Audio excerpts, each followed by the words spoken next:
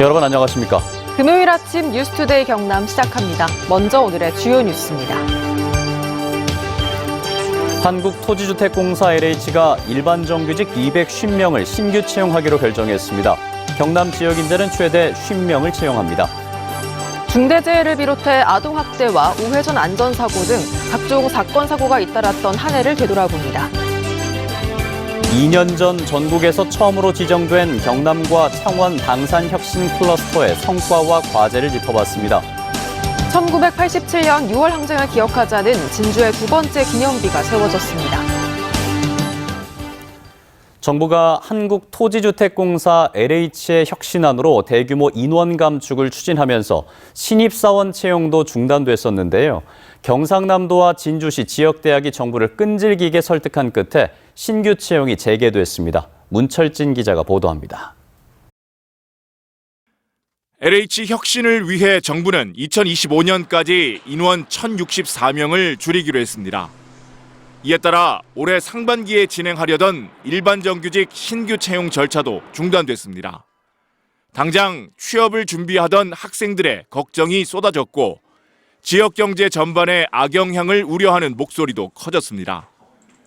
경상남도는 지역 정치권과 대학, 진주시 등과 함께 정부 설득에 나섰습니다. 최근에는 지역 대학 총장과 총학생회장이 국무총리실을 직접 방문해 채용 재개를 건의했고 김부겸 총리도 적극적인 중재에 나서면서 극적으로 LH 신규 채용이 재개됐습니다. LH 사태와 별개로 청년 일자리 차원에서 새로운 신입사원들을 채용해야 된다는 건의를 드렸고요. 이에 대해서 이제 총리실에서도 적극적으로 호응을 해주셨습니다. 채용 인원은 모두 250명.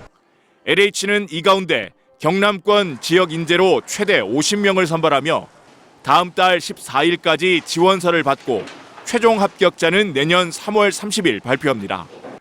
LH는 내년 3월부터 근무할 체험형 인턴 600명도 채용하기로 하고 절차를 진행하고 있습니다.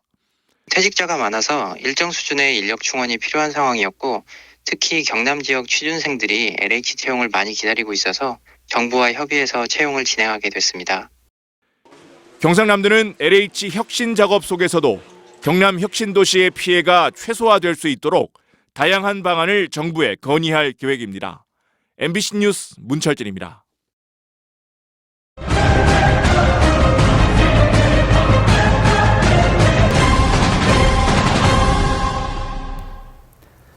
(2021년을) 마무리하는 기획뉴스입니다. 올해 경남에선 중대재해를 비롯해서 아동학대와 우회전 안전사고 등 각종 사건 사고가 잇따랐습니다. 서창호 기자가 정리했습니다. 떨어지고, 끼이고, 깔리고. 올해 들어 지난 10월까지 집계된 전국의 중대재해는 554건입니다. 이 가운데 경남에서 발생한 중대재해는 57건. 경기와 경북 다음으로 많은 수치인데 매달 끊이지 않고 발생했습니다. 사고 유형을 살펴봤습니다. 중대재해 가운데 떨어지거나 끼이는 사고가 절반이 넘었는데요. 이런 사고를 노동계에선 후진국형 재해라고 부릅니다. 안전장치를 잘 갖추고 안전수칙을 잘 지키면 충분히 막을 수 있다고 보기 때문입니다. 지난 1월 현대위아 끼임 사고, 지난 8월 두산중공업 추락 사고 모두 안전장치가 제대로 작동했거나 있었다면 죽음을 막을 수 있었던 인재였습니다. 비용 문제일 수도 있지만 또 한편으로는 관심의 문제라는 거죠. 사업주가 이렇게 위에서 작업을 하면 사람이 다칠 수 있구나, 죽을 수 있구나 생각한다면 잠시 작업을 멈추고 두면 되거든요. 이처럼 노동자가 일하다 죽지 않게 하자는 중대재해처벌법이 내년부터 시행됩니다. 사업주의 책임을 강하게 묻겠다는 겁니다. 하지만 실효성이 떨어진다는 지적도 나옵니다. 50명 미만 사업장에 대해선 법을 3년간 유예하기로 했고 중대재해가 다수 발생하는 5명 미만 사업장은 적용 대상에서 아예 빠져 있기 때문입니다. 사업자가 이 사업장을 쪼개는 경우, 이런 경우에 산재가 발생할 수가 있거든요. 그 경우에 이 중대재해처벌법이 적용될 것인가가 문제될 것입니다. 어린이 안전사고와 아동학대 사건도 끊이지 않았습니다. 이달 초 창원의 한 교차로에서 우회전하던 대형 화물차에 초등학생이 치여 숨졌고 2년간 한 20건의 판례가 있었는데 2건을 빼고 제외하고는 다 집행유예로 끝이 나더라고요.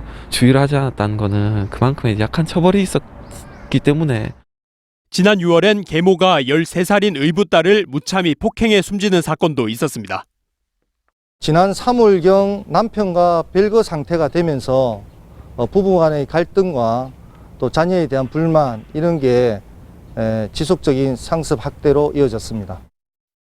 이런 중대재해나 안전사고 같은 매년 되풀이되는 사고를 막기 위해 내년부터 관련 법과 규정이 적용됩니다. 이를 잘 지키는지 그리고 적용은 잘 되는지 MBC 경남은 내년에도 꼼꼼히 살펴보겠습니다. MBC 뉴스 서창우입니다.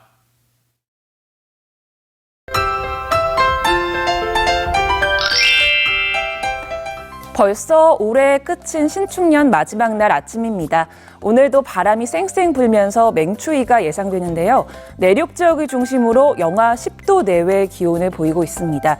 이 세미탄파는 내일까지 이어질 것으로 예상됩니다. 오늘 진주의 아침 기온은 영하 6도, 내일은 영하 9도까지 오늘보다 더 떨어지겠고요. 오늘과 내일의 낮 기온은 6도 선에 머물지만 모레에는 9도까지 오르면서 추위가 조금 누그러지겠습니다. 대기가 건조해지면서 곳곳에 화재 사고가 발생하고 있습니다. 현재 창원과 김해, 양산에는 건조주의보가 발효 중인데요. 이 특보가 발효된 지역은 대기가 매우 건조하겠고요. 여기에 강한 바람까지 불면서 작은 불씨라도 철저하게 관리해 주시길 바랍니다. 오늘 고기압 가장자리에 들면서 맑은 날씨를 보이겠습니다. 어제 내린 눈으로 인해서 경남 서부 내륙 지역은 빙판길이 나타날 가능성이 있겠습니다. 교통안전에 각별히 유의해 주시길 바랍니다. 자세한 지역별 날씨입니다. 현재 기온 보시면 함안 영하 9도, 창원은 영하 5도까지 떨어졌고요. 낮에는 창원 3도, 밀양과 양산은 4도 선에 머물겠습니다. 거창의 아침 기온 영하 8도, 산청 영하 7도 내외로 매우 춥겠습니다. 낮에는 거창 2도, 서는 4도 선에 머물겠습니다. 바다의 물결은 최대 4m까지 매우 높게 일겠습니다. 동해남부와 남해동부 먼바다를 중심으로 풍랑주의보가 발효 중입니다.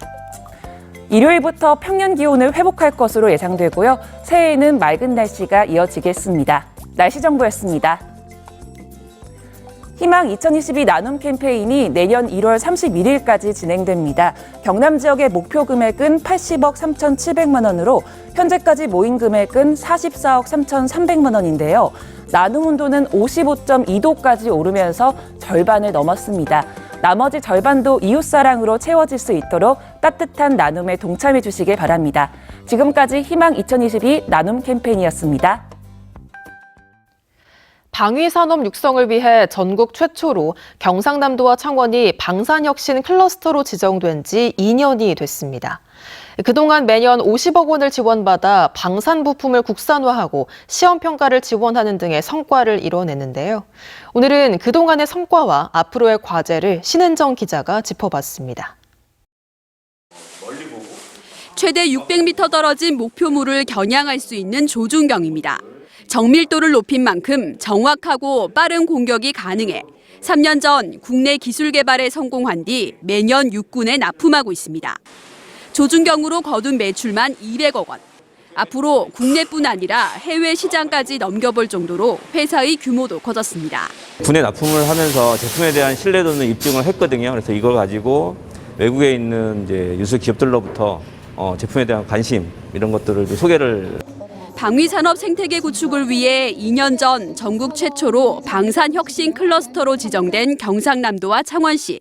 기술력은 있지만 투자 여력이 부족한 방산 중소벤처기업 18곳이 지원을 받아 부품 국산화와 첨단화를 진행 중입니다. 창원대와 경남대 등 대학에선 방산 소재 부품 연구실이 올해 설립돼 방산 전문 인력을 양성하고 연구 개발과 기업 지원도 수행하고 있습니다. 첫째는 중소 강소 기업을 육성하고 둘째는 부품 국산화를 육성해가지고 우리 기업들이 도내 기업들이 향후 이제 경쟁력과 수출에 많은 기여를 하고자 하는 게. 하지만 이 같은 노력에도 최근 5년간 방산 물자의 국산화율은 70%대에 머물며 큰 변화가 없습니다. 방산업체가 창원에 많이 몰려있긴 하지만 경남 전역의 우수 방산업체 참여를 유도하고 역량을 모으는 것도 과제로 남아 있습니다. 좁은 지역에서만 국한되어 있다기보다는 부울경 확산도 필요하고요. 더 많은 지자체와의 연결을 통해서 확산하는 것이 필요할 뿐만이 아니라 더 많은 기업이 참여할 수 있도록 유도를 해야지. 경남의 국가지정 방산업체는 전국의 30%인 27곳. 전국 최고의 인프라를 갖춘 만큼 경남이 방위산업 중심지로 도약할 수 있을지 기대가 모아지고 있습니다. MBC 뉴스 신은정입니다. 1987년 6월 민주항쟁은 군사 독재 정권의 종식을 이끌어내고 제6공화국 체제의 기틀을 마련했는데요. 서울 등 대도시만큼이나 항쟁의 열기가 뜨거웠던 진주에서 그날을 기억하자는 기념비가 세워졌습니다. 이준석 기자가 취재했습니다. 1987년 6월 경상국립대 학생들이 LPG 차량 2대를 앞세워 남해고속도로를 점거합니다. 경전선 열차 운행을 막기도 한 대학생들의 외침은 군사독재 타도였습니다. 끝없이 이어진 시가지의 시위 행렬. 당시 시청 광장을 가득 메운 만여 명의 학생 시민들이 당시 진주의 항쟁 열기를 가능케 합니다. 명동성당 농성 이후에 꺼져가는 6월 항쟁의 불씨를 다시 되살려낸 곳이 진주 6월 항쟁이었다고 생각합니다. 전두환 군사정권을 종식하고 대통령 직선제를 비롯한 현 6공화국 체제를 이끈 6월 민주항쟁의 정신을 기리자는 기념비가 진주교육지원청 앞뜰에 세워졌습니다. 지난해 말 경상국립대 캠퍼스에 이어 두 번째 6월 항쟁 기념비입니다. 구 진주시청은 당시 6월 민주항쟁의 구심점이 되었던 그런 장소입니다. 이 기념비는 진주시청으로 돌아가야 합니다.